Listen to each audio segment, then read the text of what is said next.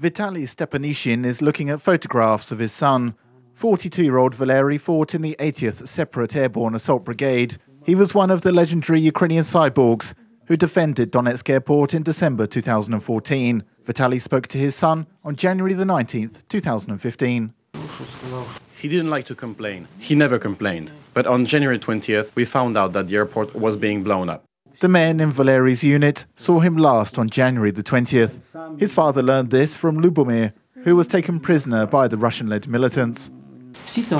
He said everyone circled the wagons, and he was standing in the center. I was distributing coffee. It was winter, so it was cold. He said he wanted more. Lubomir said he gave him his coffee and went to make more. And at that moment, there was an explosion. And that's it. He said they were thrown 8 meters away. Some managed to survive. Many were injured.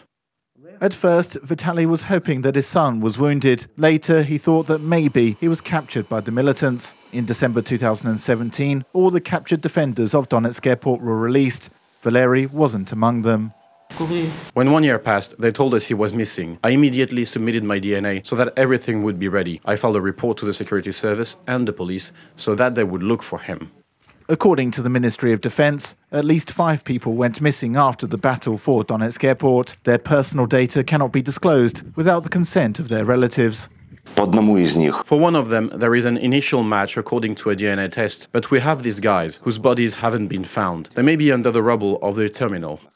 On October the 13th, 2015, Russian-led militants deployed an evacuation mission in the occupied territory where the Donetsk airport is located. Body remains were discovered near the radar station. It turns out they belonged to Ukrainian soldiers. We saw at once that there were remains of lower limbs. Most likely, they belonged to one person. No additional search operations have been made since that time. Reported by Inessa Zanina and Yulia Biel for UATV.